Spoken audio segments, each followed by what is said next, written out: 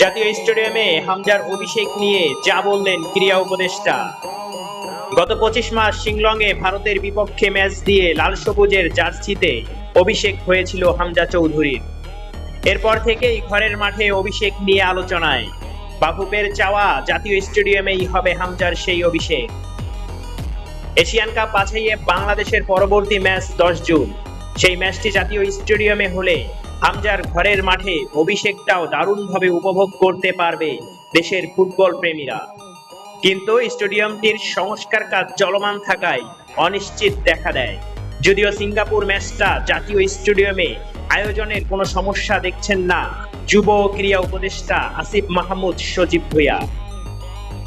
আজ জাতীয় ও আন্তর্জাতিক ক্রীড়া দিবস উপলক্ষে জাতীয় স্টেডিয়ামে সুবিধাবঞ্চিত শিশুদের নিয়ে প্রীতি ম্যাচ অনুষ্ঠিত হয়। সেখানে সাংবাদিকদের প্রশ্নের জবাবে ক্রীড়া উপদেষ্টা বলেন, কাজ প্রায় শেষ, তাবিদ ভাইয়ের সঙ্গে আমার কথা হয়েছে।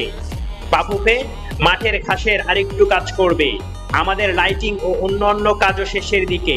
আমাকে জানানো হয়েছে 1 মাসের মধ্যে মাঠ প্রস্তুত হয়ে যাবে। খেলা আয়োজনে কোনো সমস্যা দেখছি না। বাফুফের পক্ষ থেকে আগামী 1 থেকে 1.5 মাসের মধ্যে অন্য কাউকে জাতীয় স্টেডিয়ামের মাঠ বরাদ্দ না দেওয়ারও অনুরোধ জানানো হয়েছে। যেমনটা ইমরান হোসেন বলেছেন, আমরা আগামীকাল থেকে মাঠের কাজ শুরু করতে চাই। 1 থেকে 1.5 মাসের মধ্যে এখানে অন্য কাউকে মাঠ বরাদ্দ না দেওয়ারও অনুরোধ করেছি।